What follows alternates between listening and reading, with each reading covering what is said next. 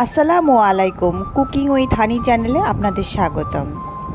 আপনাদের জন্য আজকে নিয়ে হাজির হলাম পাবদা মাছের রেসিপি।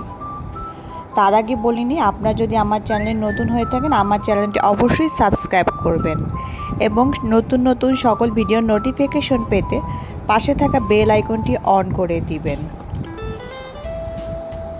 চলুন মূল রেসিপিতে যাওয়া যাক।